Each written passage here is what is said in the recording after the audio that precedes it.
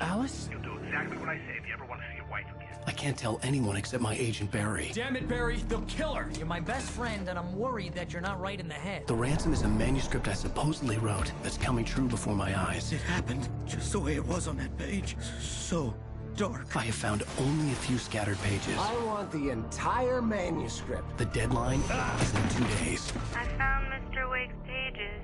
Good girl.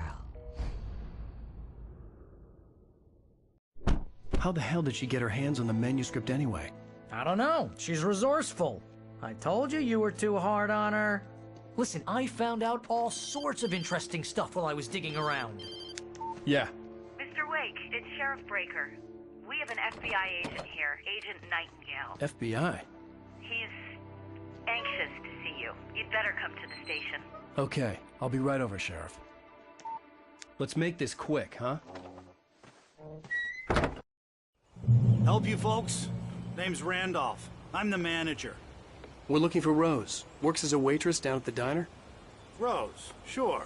Nice girl. Who wants to know? I'm Alan Wake. The writer, huh? I heard on the radio you were visiting. Well, I'll show you her trailer. That Rose, she's a nice girl. Always pays her rent on time.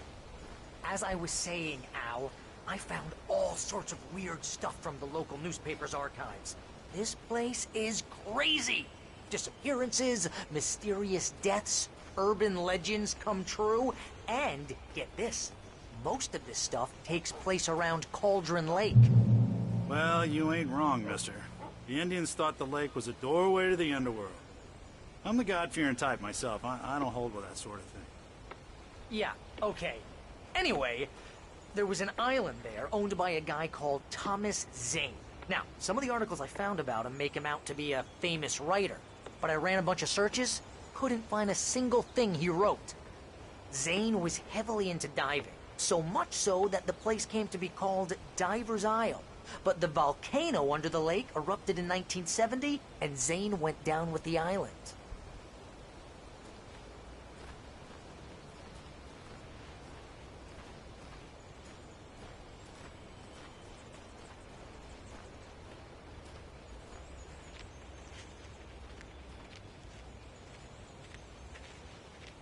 Yeah, how about that?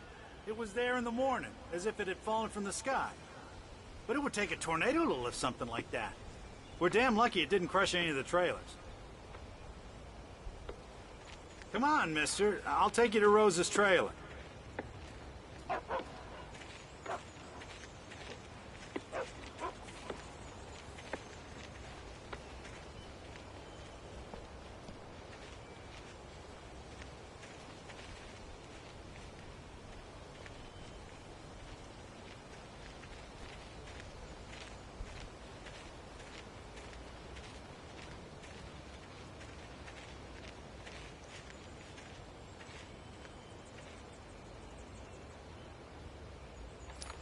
It gets better.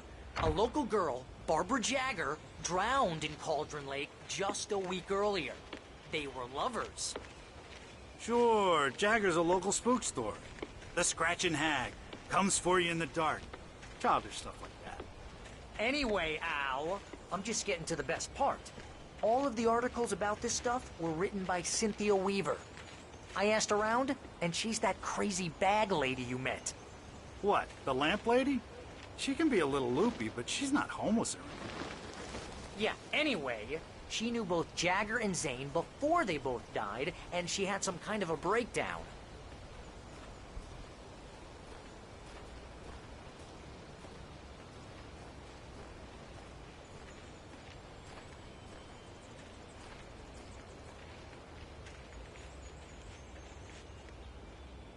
Well, mister, this here's Rose's trailer. You mind me asking what you want with her? We're just here to talk to her, pal.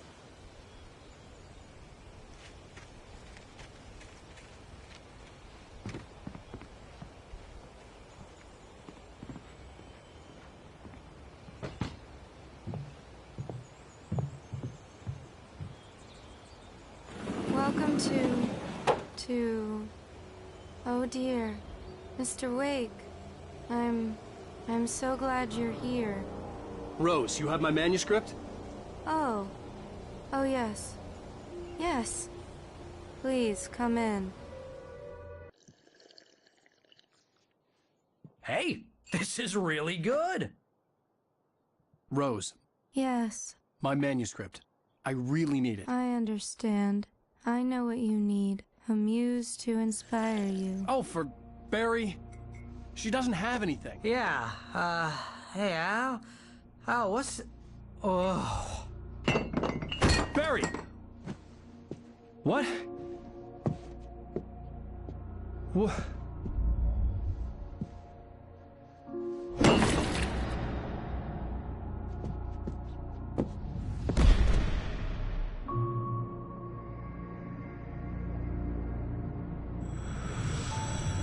It's coming for you, hiding in my barber's skin.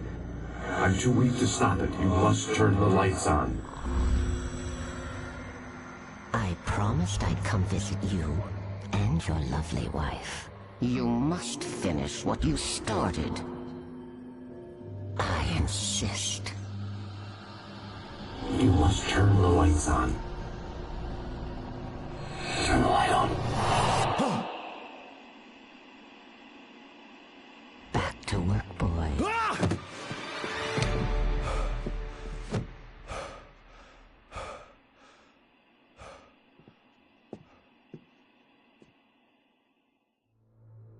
I felt nauseous, hungover. Only anger kept me going. I can't tell reality from dream anymore, but it seems I have an imaginary editor to help me. She's an old woman in a funeral dress. I call her Barbara Jagger. She's very strict. I'm writing faster and faster. My manuscript is being heavily revised. The edits are getting very aggressive, and each day there's less of me and more of her. I hate it, but I know she's right. She promises me I can save Alice this way. She knows more of this than I do. About the complex incantation I'm attempting. About this place. She's worked with another writer under similar circumstances, Thomas Zane. The genre of the story seems to be shifting. It's turning into a horror story. I'm getting close. I can feel it.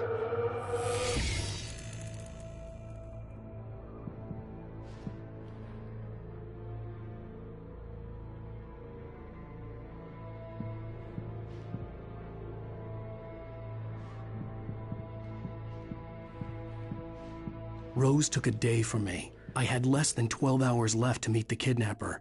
All I could do was get Barry into the car, work something out once I got on the road. Barry was out of it. He was way too heavy to carry. You're right. I deserve more money. I'm so handsome. Welcome to the Oh Dear Diner. What can I get you today? Coffee? I couldn't work up much hate for Rose. Something had used her to get to me and left its mark. First refill is free. Milk and sugar on the counter there. Would you like to hear today's specials? Thank you. A nice day. Come back soon.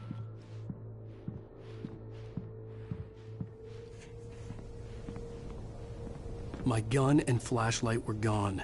I'd have to find a way to get Barry into the car as quickly as possible. There was no time to waste. Mr. Randolph liked Rose. That little smile she had. How she was still sweet when life had tried so hard to make her bitter. It wasn't any of his business what she did in her trailer. But those strangers, the writer and his smart-ass sidekick, looked like trouble. And they'd been in there for hours, way past her normal bedtime. He reached for the phone and called the sheriff's station.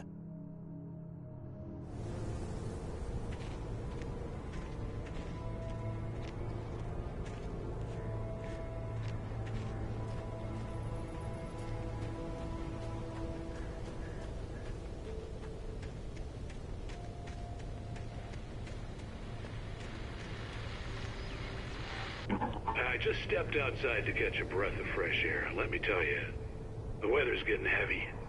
Nights like this make me especially glad I'm here talking to you and not home in bed. Once the weather takes a turn like this, I can't sleep at all. It's all tangled bed sheets and dark thoughts, punctuated by the occasional plunge into nightmare. Is it just me? Well, perhaps it is. But I hope I can make the night a little bit easier to get through. Caller, you're on KBF FM. Hey, Pat, it's Walt Snyder. What's on your mind, Walt? Well, I ain't the way you are, but, well, I can't sleep either, you know? I just been staring out the window here, trying to make sense of it all, but, I ain't been drinking either, you know? I just... Well, you sound like a man with a problem, Walt. I had a, argument with Danny. You know Danny, and, then I got in trouble with the law, you know, and, I'm just... Well, I heard something like that, Walt. Yeah. Well, you know, Danny's my best friend, and, they let me on bail today. And now I'm just alone here at the window, you know, waiting. Man, and there's something in the air tonight, man. I was just outside looking up at the sky above our broadcast tower thinking the same thing. What are you waiting for, Walt? I don't know. You know, something's gonna happen. You know, I think I better go. Well, Walt, maybe... No, thanks, Pat. Well, good luck to you, Walt. Hang in there. Let's take a little break, folks. This weather's really something else, huh? How can I be sure?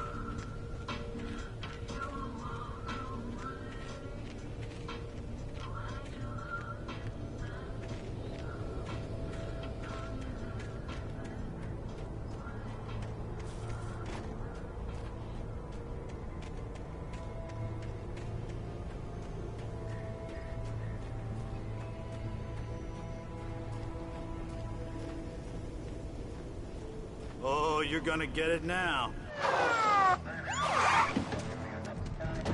God knows what you've done to that poor girl. This is Agent Nightingale, FBI! Get him up, Hemingway! You're under arrest! You move a muscle, I'll unload right in your goddamn face! Stay right where you are, Spillane!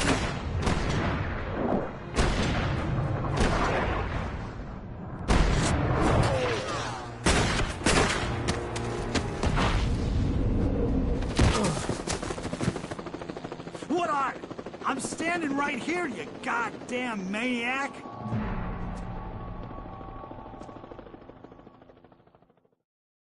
I hated to leave Barry behind, but there was no way I'd miss my appointment with the kidnapper. Mr. Wake, come on! Take it easy now! Move it, move it, move it!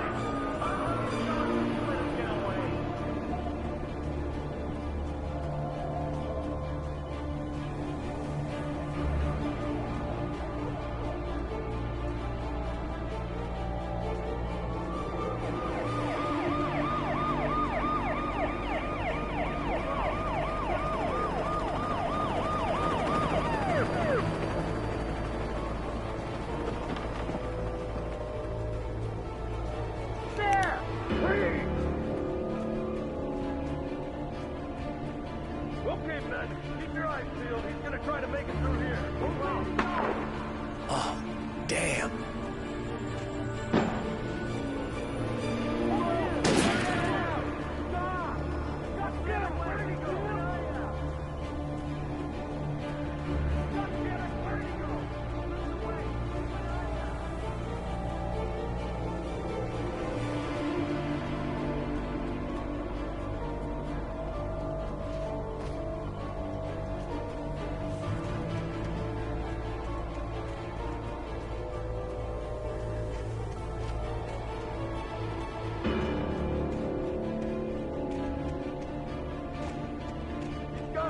Come on, guys. We need to head him off. For decades, the darkness that wore Barbara Jagger's skin slept fitfully in the dark place that was its home and prison. It was hungry and in pain. It dreamed of its nights of glory when the poet's writing had called it from the depths and given it a brief, terrible taste of power and freedom. The rock stars had stirred it from the deep sleep the poet had sunk it back to in the end. When it sensed the rider on the ferry, it opened its eyes.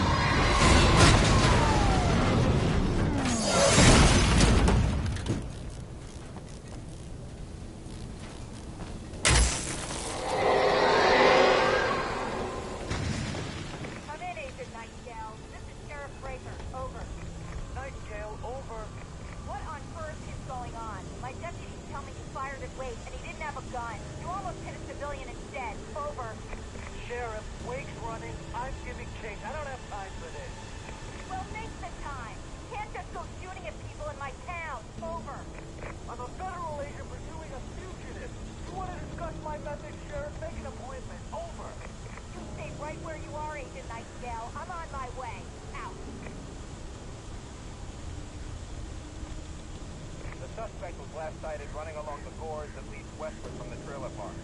All units are advised that the suspect may be armed. Approach with caution. James out.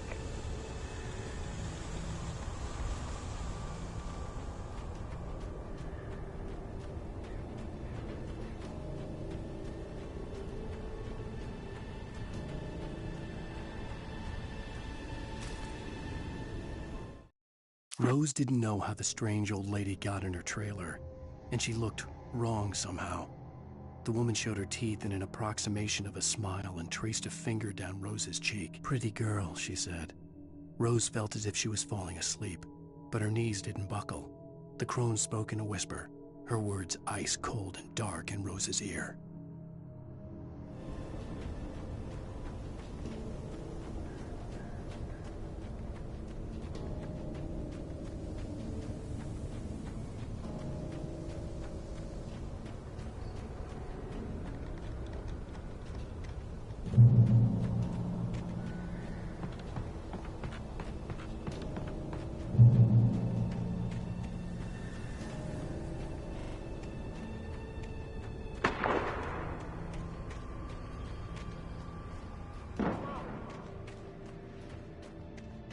Search the area.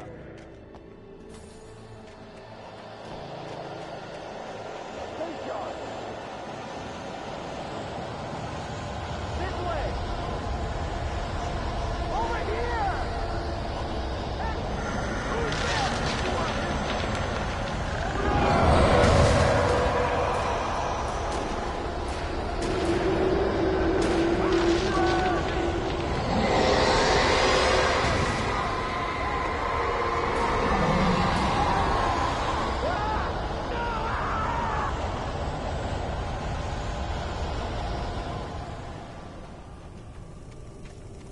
This horror was everywhere I went, circling me.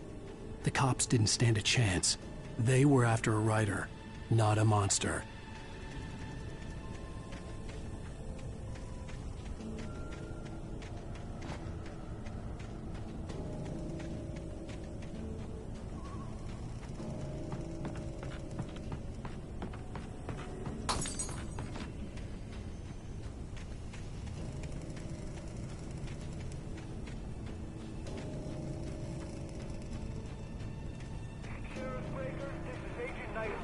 I've lost contact with most of the men you assigned to me. It's Blake's doing. Wait, are you seriously telling me that geek writer just took out my deputies? Are you kidding? I mean, have you seen this guy? He wears a tweed jacket. Over. He's the guy we're chasing. If it's not him, who then? Bigfoot? Over. I don't know yet, but I'm not in the habit of jumping to conclusions. That tends to come back and bite you in the ass. Out.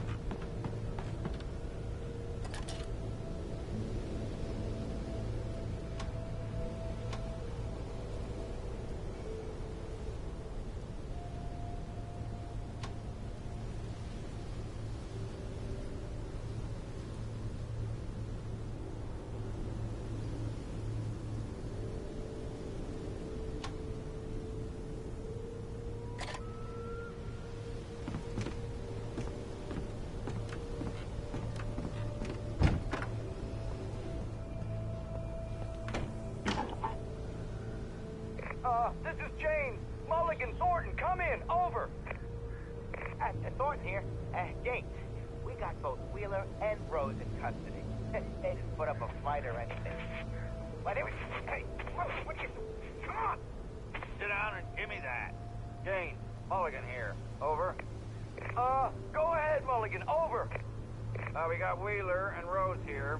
Wheeler's drunk or hopped up on something. Speaking of which, that Fed had a pretty distinctive whiff of Oda Scotch about him, you know what I mean. Over. I don't have anything on that, Deputy Mulligan. Over. Well, whatever. Anyway, Rose is just being plain weird here. You better get Doc in to take a look at both. Over. Gotcha. You better get them here quickly. The, Fed's gonna want to interview Wheeler. Over. Oh, yeah, I bet it does. Looks like they have a lot in common. Mulligan out.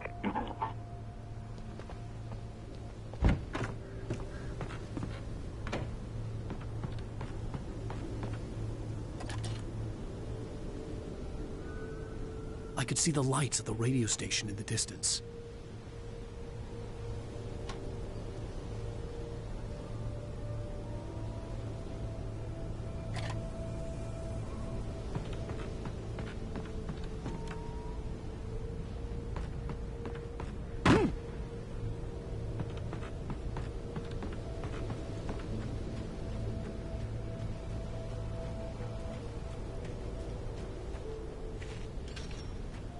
I imagined that the broadcast tower in the distance was part of the local radio station.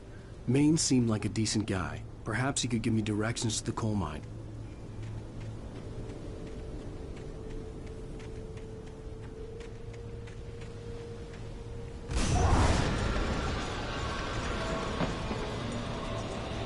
Unnatural shadows clung to the gate. The darkness that was after me was trying to stop me. I wouldn't get through without a fight.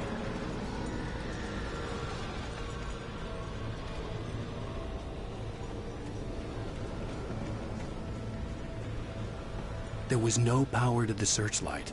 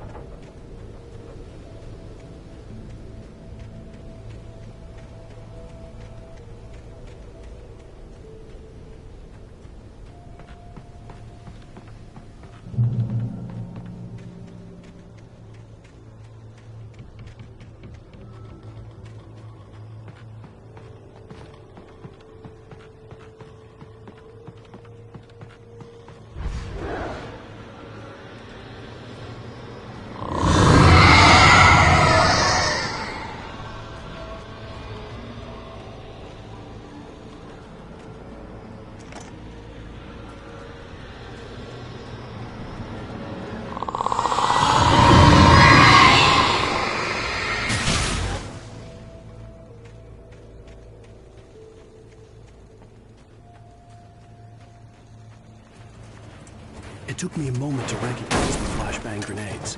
They were an ideal weapon for my situation. Team 1, come in. Over. Team 1, this is Sheriff Breaker. Report. Over. Team 2, come in. I need a report. Over. Come on, guys. Talk to me. Come in, please. Over.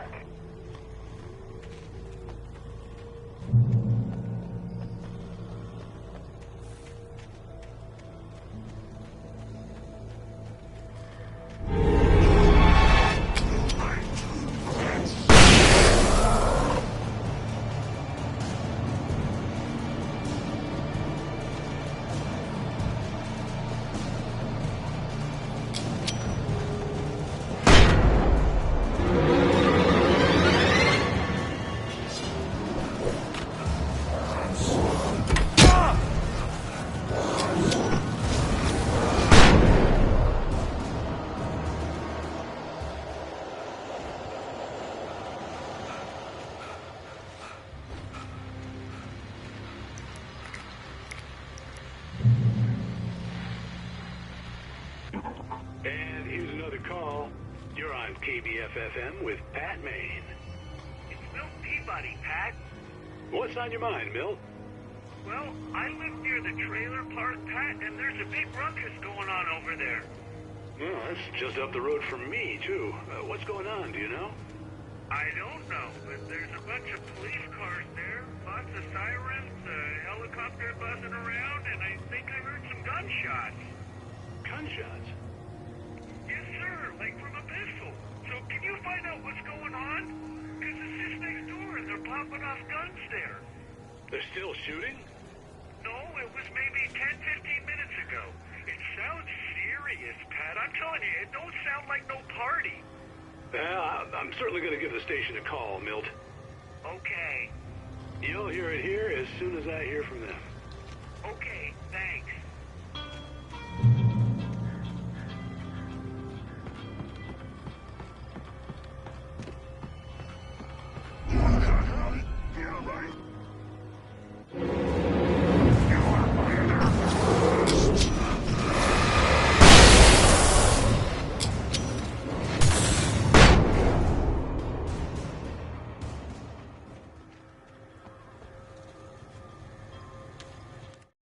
Touched by the dark presence, Rose was lost in a dreamland where everything was drawn in black and gray crayons. The old lady had promised her that all her wishes would come true. She would be Alan Wake's muse. She was smiling so hard it hurt her face. She crushed a bottle full of sleeping pills into the coffee. Deep down inside, she was screaming in terror.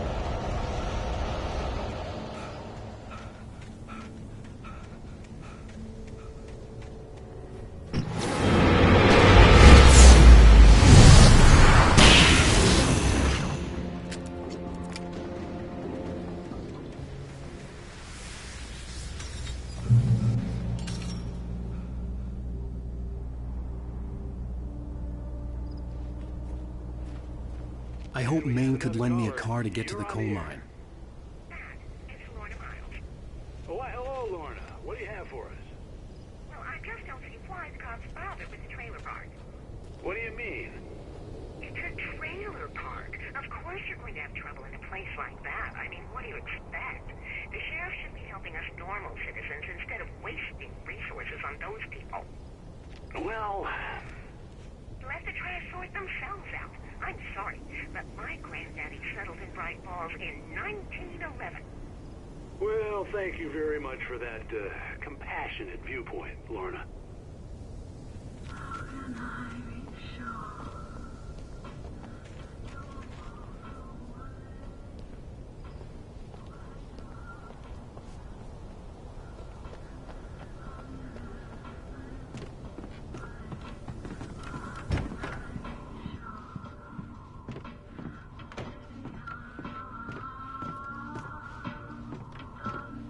Oh, here's a little surprise. The famous writer Alan Wake just walked in. Folks, I'm going to see if I can talk him into an interview.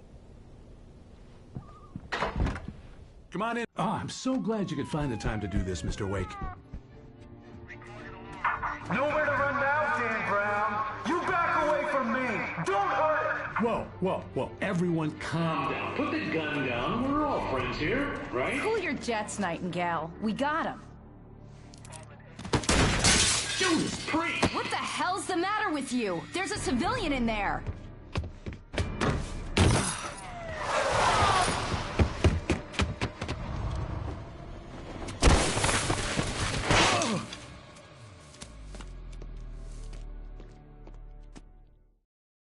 I'll get you yet, even if it kills me. You hear me?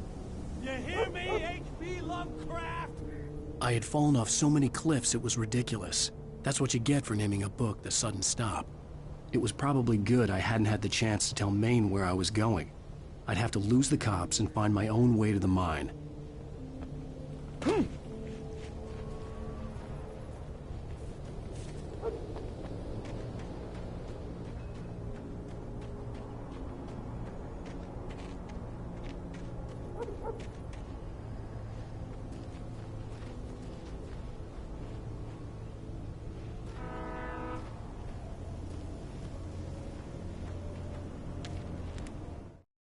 Nightingale stared through the broken studio window into the dark woods.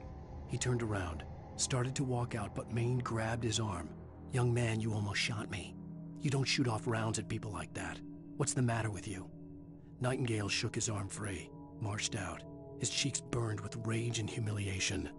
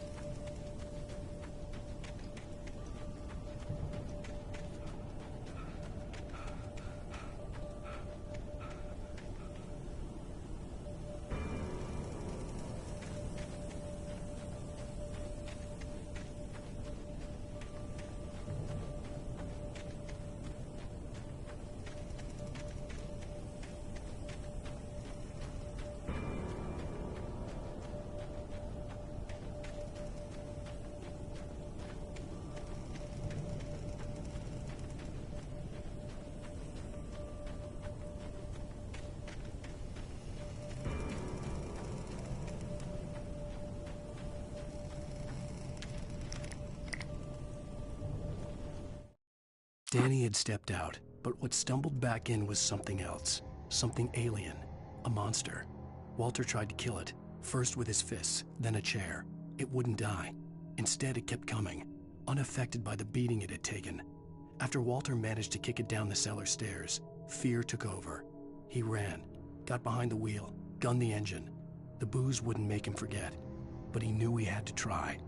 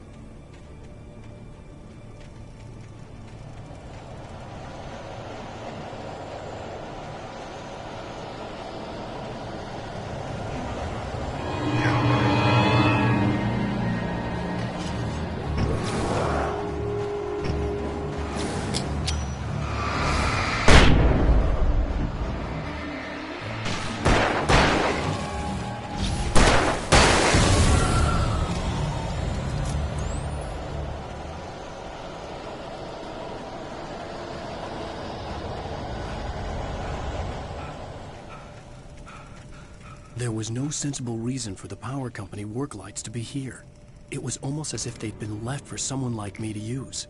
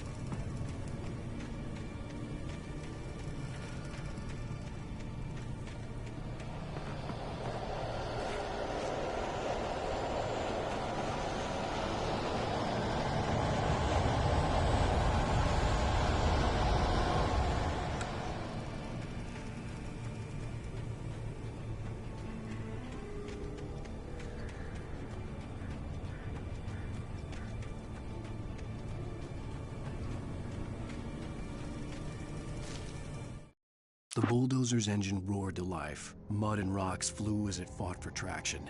It crashed the concrete wall and landed heavily in the yard.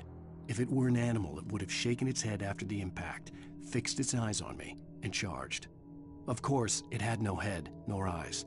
Shadows crawled on its form, twisting it into a monster. Then, it came for me.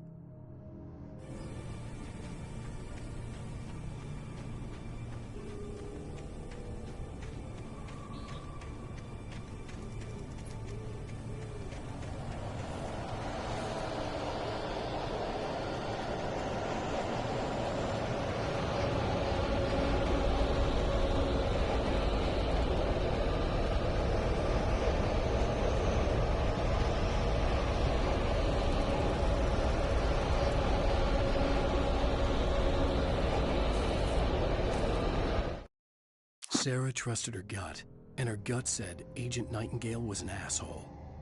He felt wrong, and it wasn't just the smell of stale booze. It was in the way he flashed his badge, pulled rank, the look in his eyes when he wanted answers. Where was Alan Wake? What was this about an accident? Where was his wife? And most importantly, why did she let Wake go? He wouldn't answer her questions. Federal business was all he'd say.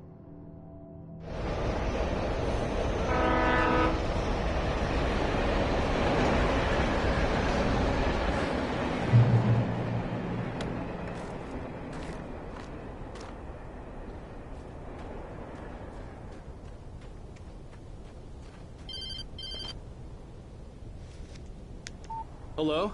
The most stubborn man I've ever met. Alice? Alice? Alan, I'm so afraid. Keeps me in the dark. Please help me. I look at you, Alan, and it's not you. Something else. Looking out from behind your eyes. Alice, I'm here. I'm so alone here. It's all gonna go to hell. You need to be careful. Cooperate. The connection had been terrible, but that wasn't the only thing that hadn't been right with the call. She sounded wrong somehow, but she had called me.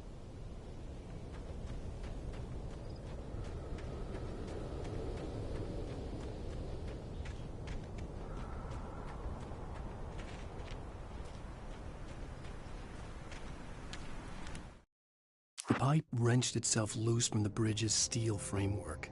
Wrapped in darkness, it floated in midair, twitching. For a moment, I didn't understand what I was looking at. The heavy object lurched at me with impossible force. I threw myself out of the way, but just barely. When I turned my flashlight on it, it shook in a dark rage before it flew at me again.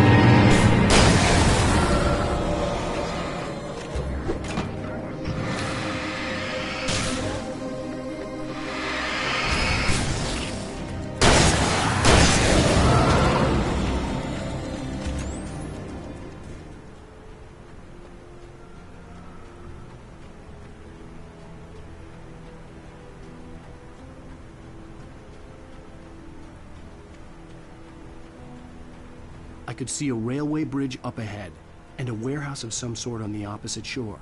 I hoped I could find a car from there.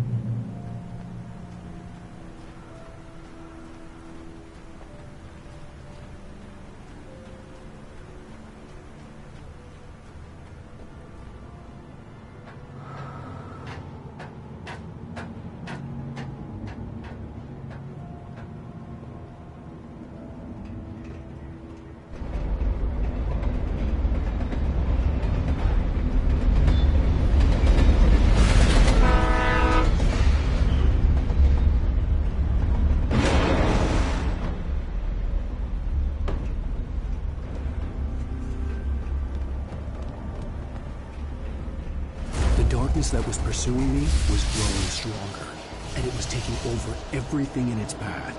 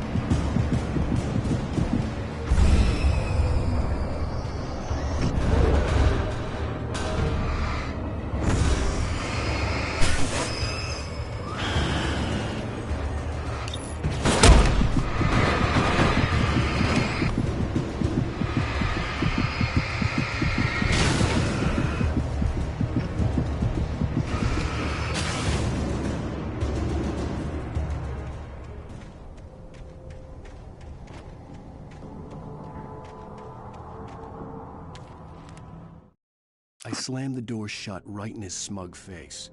He pleaded for me to open the door. True to form, the asshole actually thought I would obey. I had no sympathy left, no guilt either, not for him.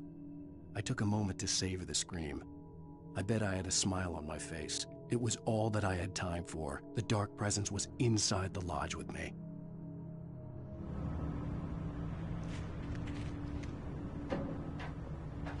As a teenager, just starting to get interested in writing, Stephen King had been a source of inspiration to me. I thought about all the inanimate objects that had come to life in his books. No one is safe in a good horror story. Certainly not the protagonist.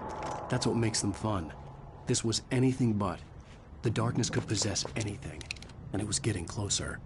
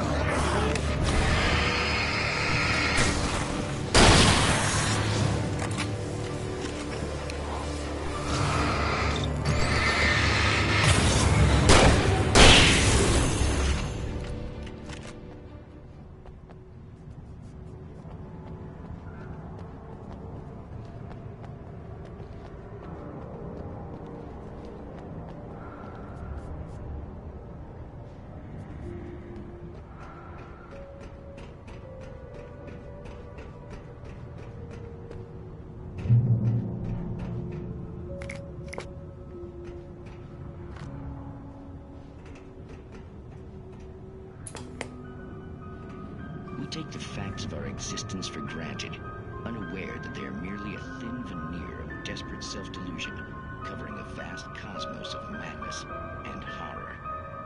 All too often, the stars are right. In Night Springs. Tonight's episode, A Family Occasion.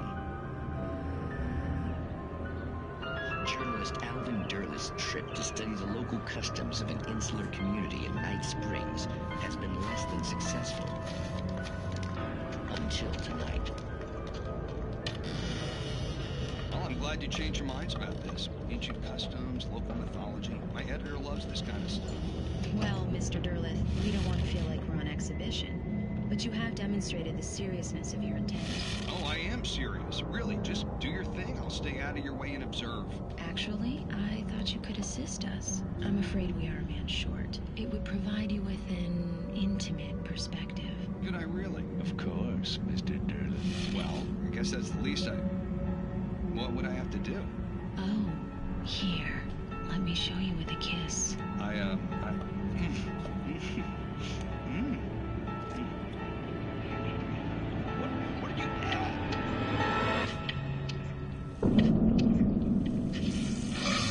Oh, Mr. Derlith, you have well pleased Nixie Perka, the dweller in flesh.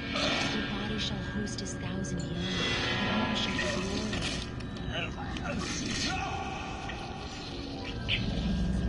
Shh, darling, be calm. Shh. Alvin Derlith learned a harsh lesson. If you go looking for mythology, it may come looking for you.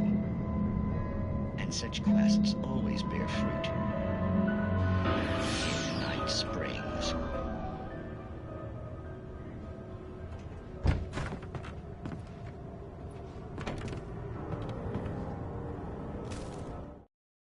darkness surged towards me, sucking everything loose from the ground into its depths, tugging at my clothes. I saw the flare the kidnapper had dropped and threw myself towards it just as I felt my feet leave the ground. The darkness embraced me with the force of a tornado. Somehow I managed to light the flare. The darkness roared and cast me away. I fell toward the dark waters of the lake far below.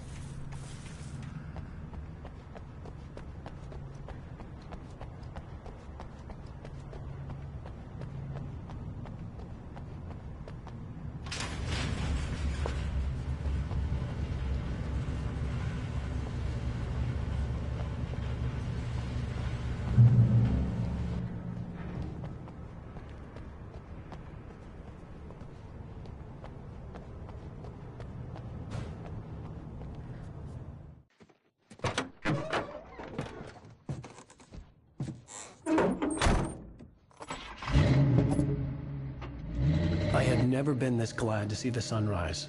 I had a couple of hours to get to the coal mine.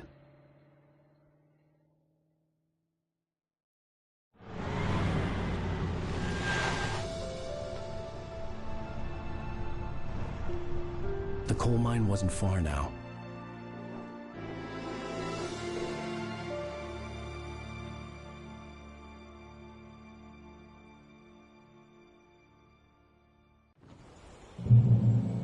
Today, I would meet the kidnapper, and he would give me Alice. I wouldn't give him any other choice.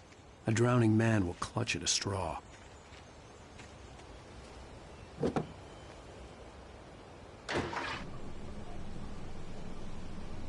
Little by little, without realizing it, I'd come to believe that the story in the manuscript was coming true.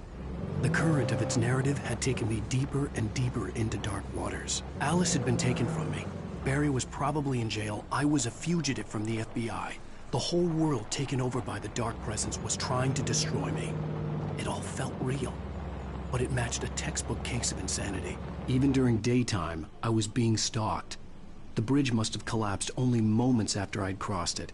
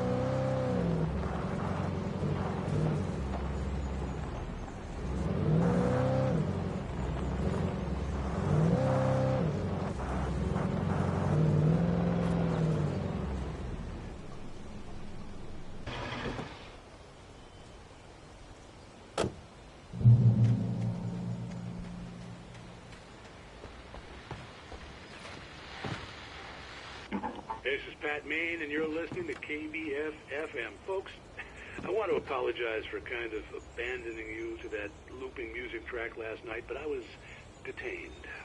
You see, I encountered a big-shot G-man with an itchy trigger finger who could use a lesson in manners and a boot in the ass, not necessarily in that order either.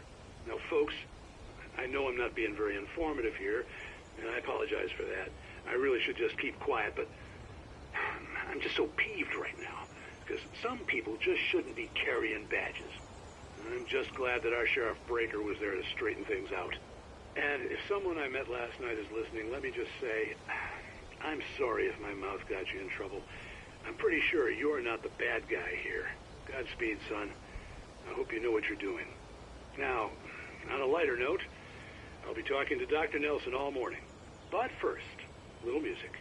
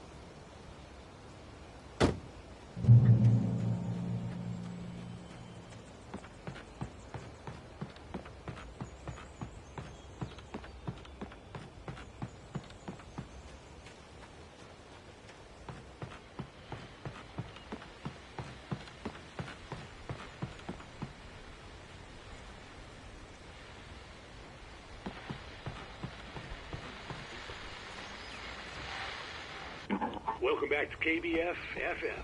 Hope you enjoyed that tune. Now, Doc, you were talking about life and finding that special someone, that soulmate. Well, you were talking about that.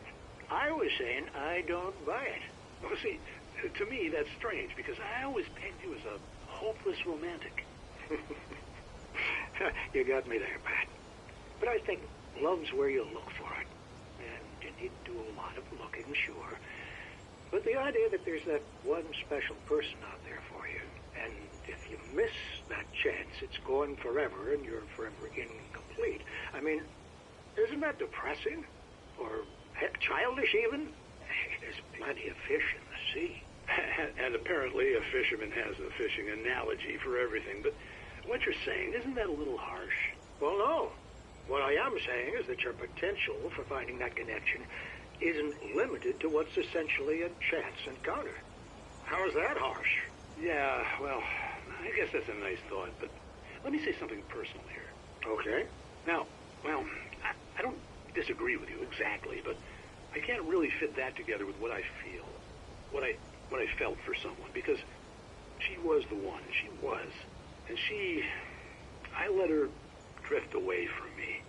Maybe I didn't put in the work, I don't know, but well, since then, and it was a long time ago, but since then, there hasn't been anyone, not like her.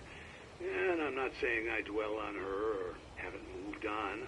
I like my life. I'm not living in the past, but I do miss the way she completed me. You can't argue with the heart, Pat. I'm sorry, folks. I had kind of a scary experience last night, and let's just say it's shaken a few things loose.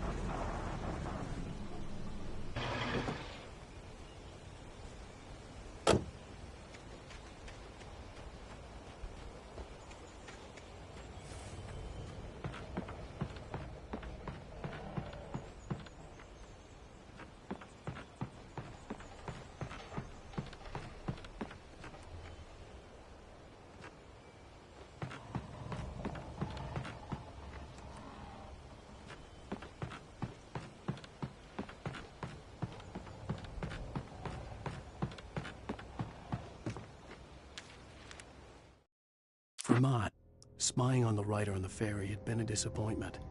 His boss had made Wake out to be something special, but Mott hadn't been impressed. He'd gotten a good long look at the wife, though, and he liked what he saw.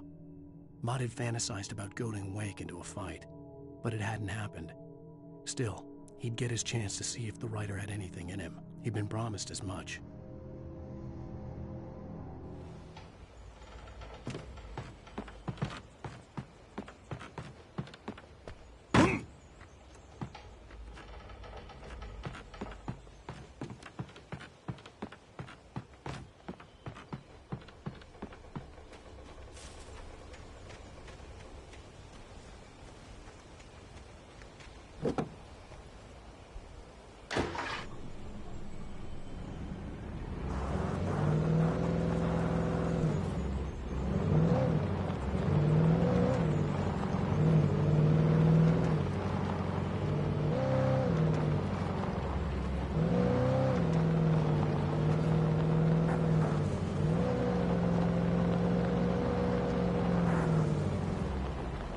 I was early.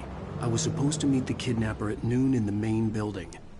The coal mine was quiet. It was a museum now.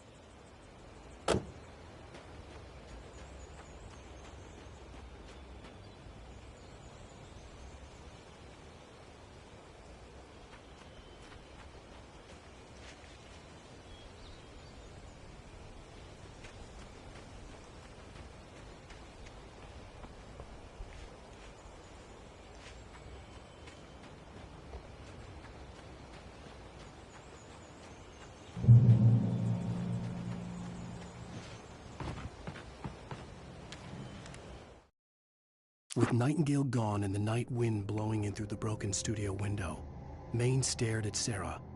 The sheriff looked away. Maine's voice shook with barely controlled anger. That boy's doing more drinking than thinking. I hope you know what you're doing, Sarah. He's got a sickness in his eyes. You take my word for it. He wants Wake for a reason, and it's not for anything good.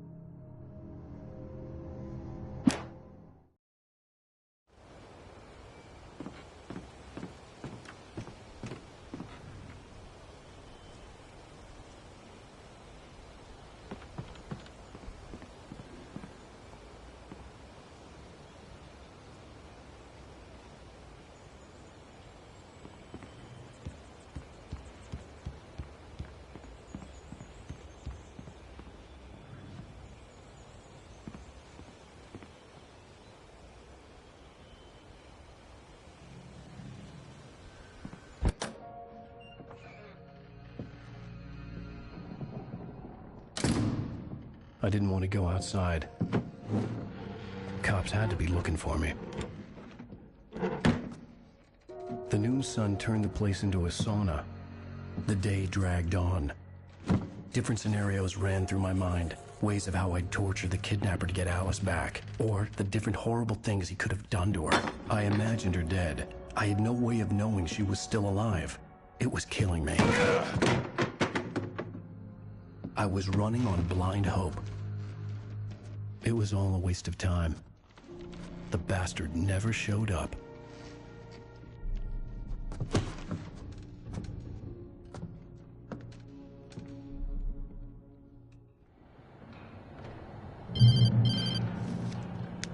Wake!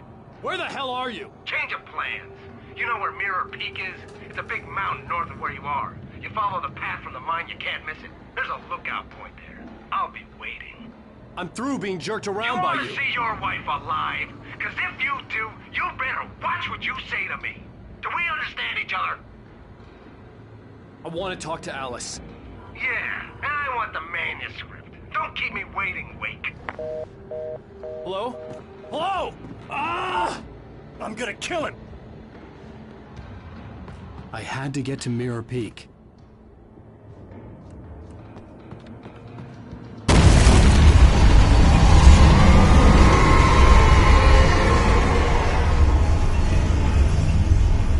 It was close. Maybe closer than ever before.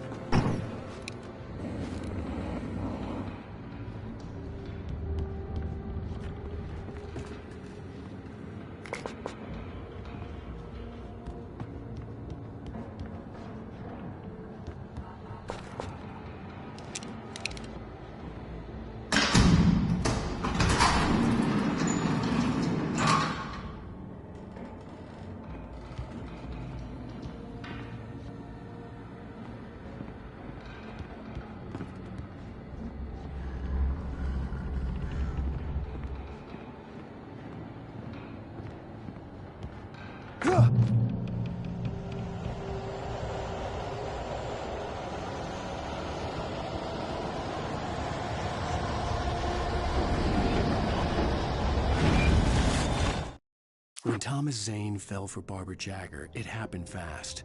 She was young, vibrant, and beautiful, full of life. He had never been a very happy man, and without any seeming effort, she had changed all that. Zane felt good for the first time in his life. Everything she did was another piece of a jigsaw puzzle he hadn't even known he'd been missing. And best of all, she made the words flow, strong and sharp. She was his muse.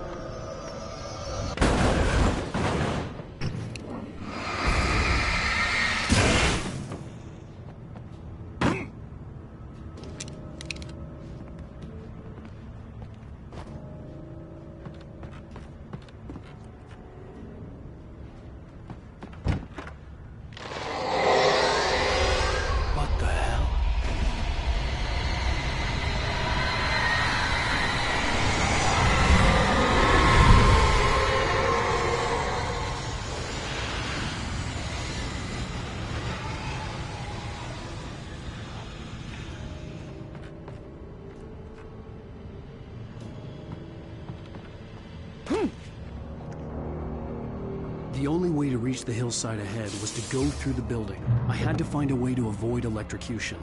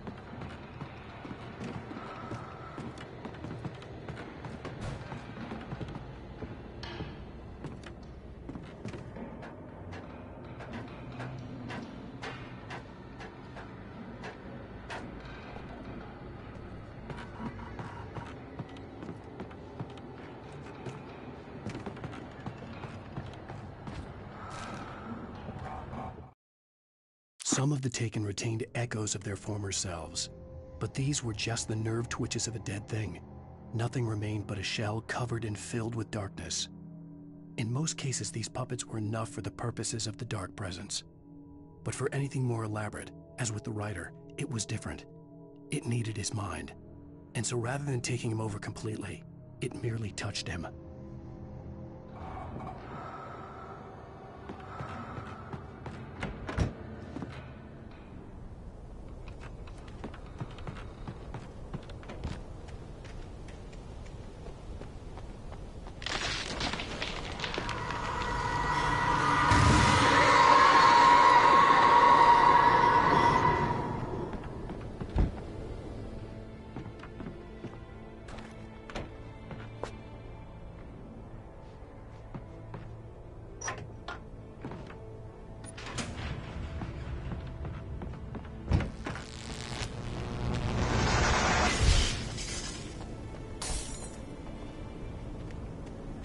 There was no way the flashbang grenades were standard power company equipment.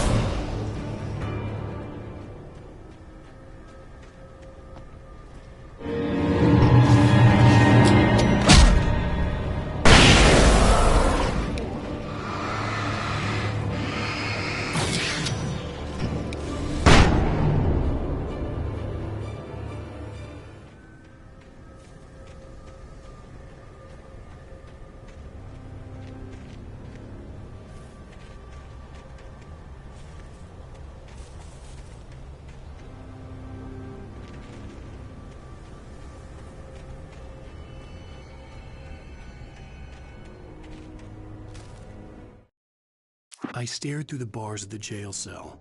Barry stood behind me, swaying on his feet, looking as ill as I felt. Agent Nightingale stood on the other side of the bars with Sheriff Breaker. Nightingale had a stack of manuscript pages in his hand. He seemed unhinged as he gloated. "Well, I've got you now, Raymond Chandler. It's all here. All the evidence, including conspiracy to murder a federal agent."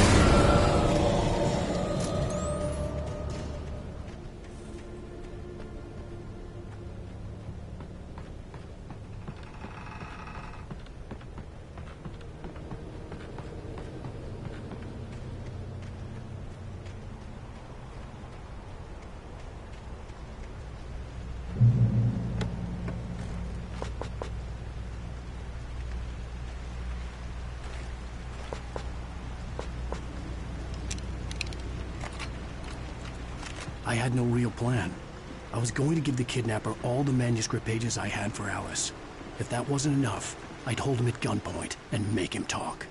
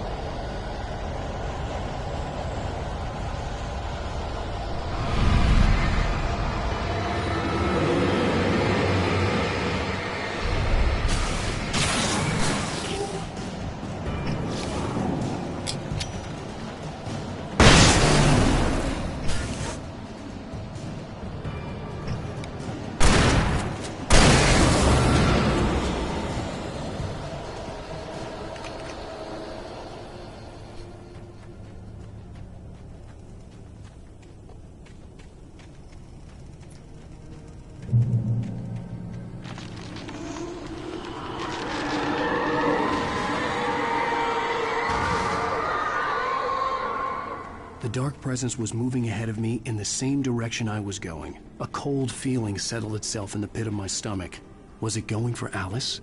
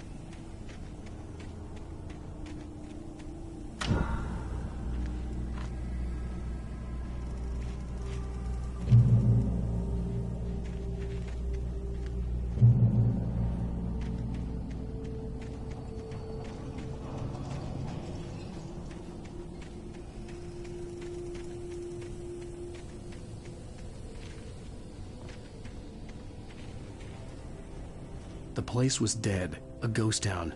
Had been for decades, maybe a century.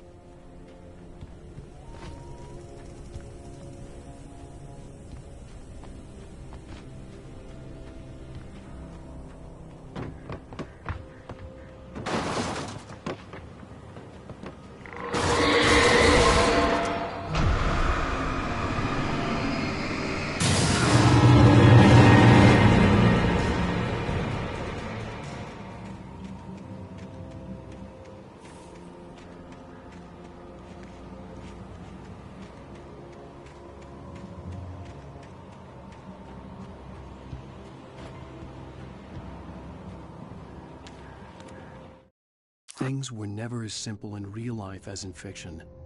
I had lost count of the times I had wished there'd be a clear reason for my writer's block. Something to fight, something to lash out on. There wasn't. I was filled with doubt. I was nothing like the hero in my books. Alex Casey had gone through his life with single-minded determination, never wavering from his goal. Even now, I was angry at myself, angry at Alice, angry at Barry. I was fumbling and I had no plan.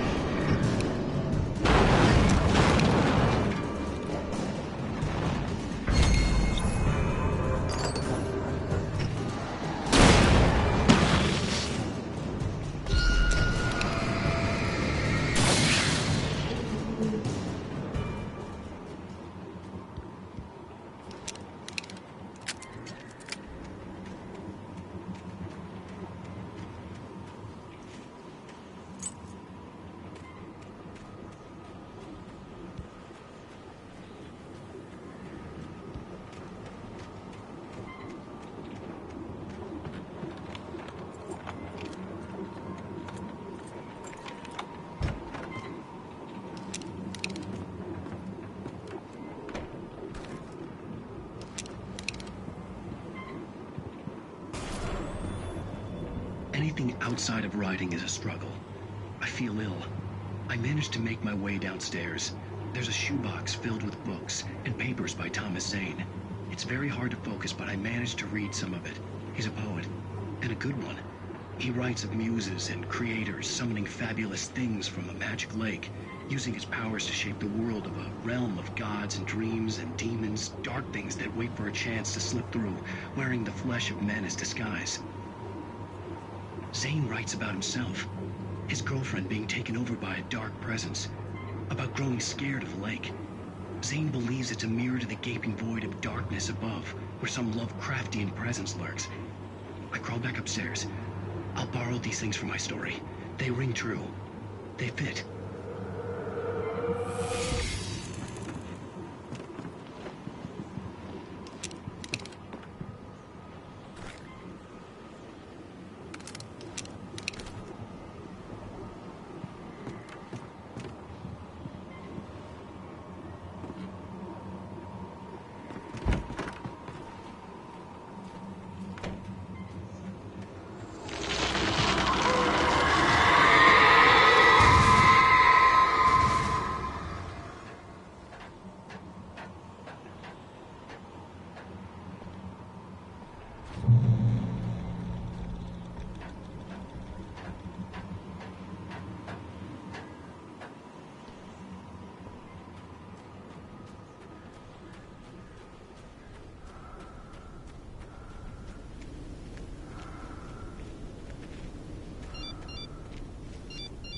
The kidnapper had sent me a text.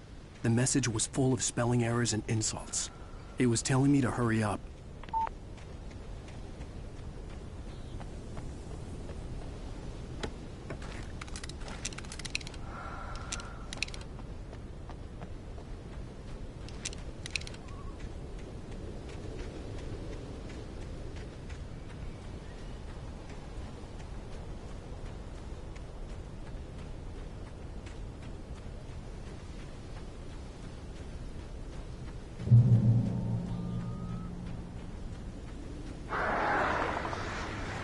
Birds.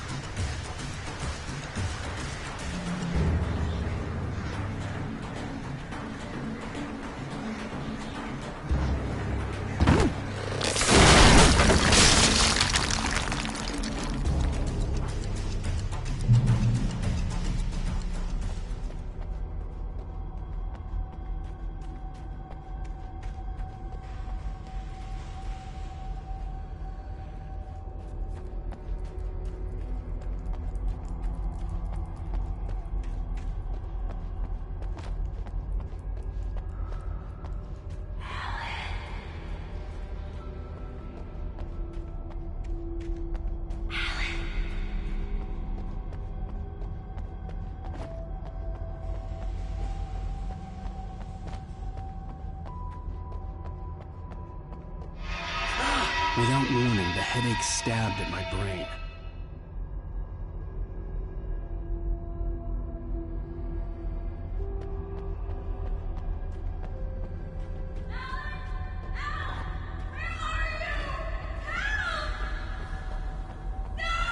Alice?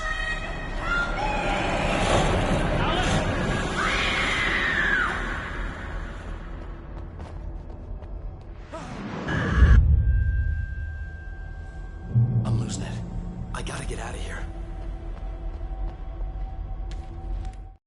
The hunters were big, thick-set men, confident and at home in the woods. They were feeling good, running on beer, ghost stories, and camaraderie late into the night. It did them no good, as they were taken by the dark presence, sucked deep into a darkness far worse than any ghost story they ever told or heard.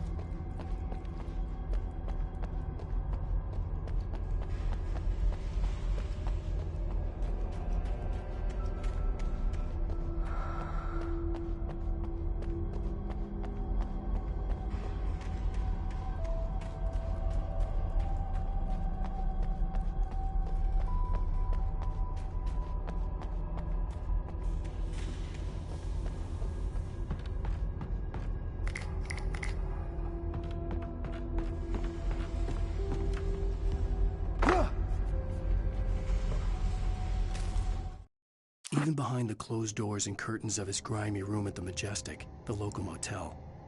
Nightingale could feel the locals' eyes on him, the unrelenting pressure of their judgment. He forced it out of his mind. For all he knew, they could all be under Wake's spell already. You do what you have to do to get the job done. He took comfort from the bottle in his hand. Please, he thought, just let me get through this.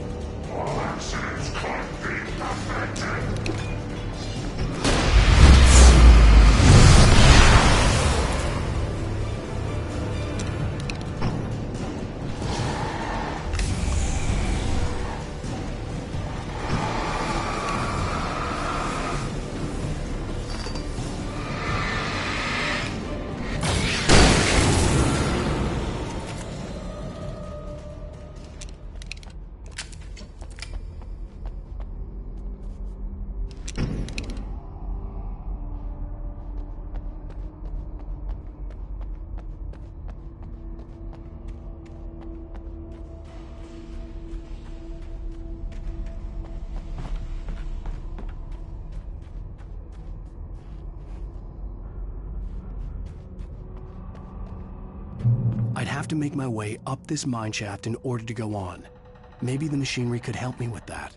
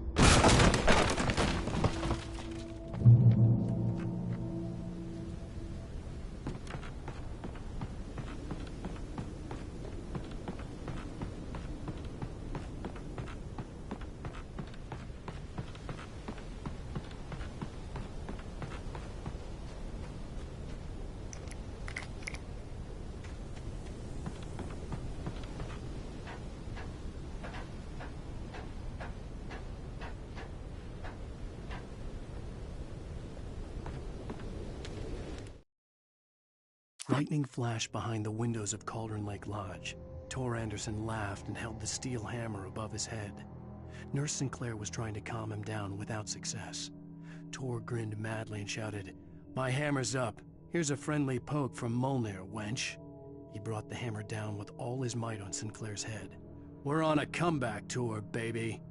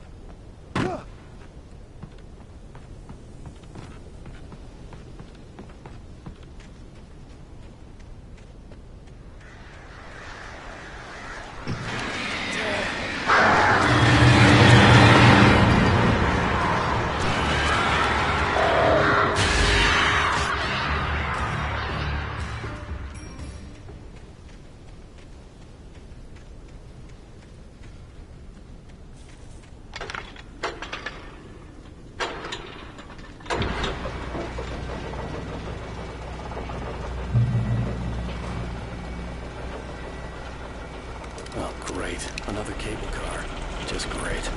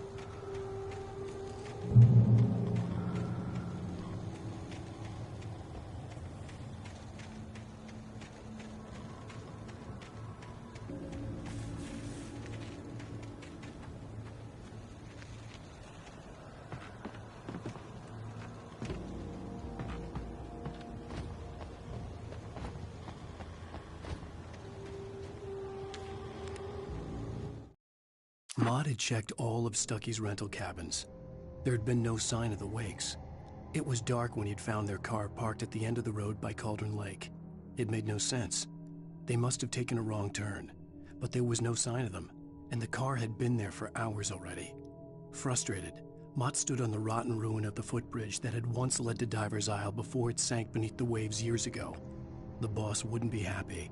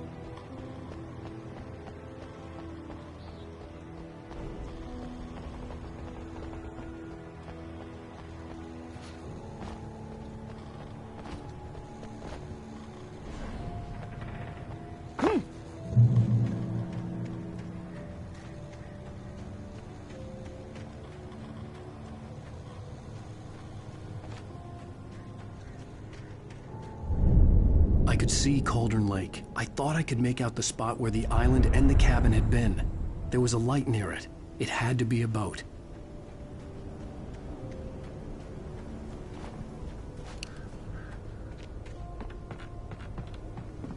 I was close now. I had to get there fast. I dreaded what I would find. I tried to hold on to Alice, but her form melted away. I was losing control. Dr. Hartman stood in her place. I wanted to hit him, but my arms were jelly. He smiled. It was a reassuring smile, and I hated him for it. I had to give you a sedative. Don't fight it. You went through another rough period. Right now, it's very important that you stay calm. We don't want you to have another episode. You're a patient at my clinic. Have been for a while now.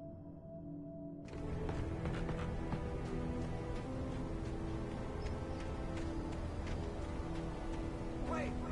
Are you? Wait! Hey, I'm here! I'm coming! No! Get away! Sorry. Please, wait! The boss didn't know who he was messing with. I didn't know. I swear, I didn't know. We don't have his wife. We don't know where she is. She's probably drowned. We just said we had her to make a play ball. You see? They got it writing for us. Please. Please. Oh, I'm sorry. Please don't hurt me. Ah! Ah!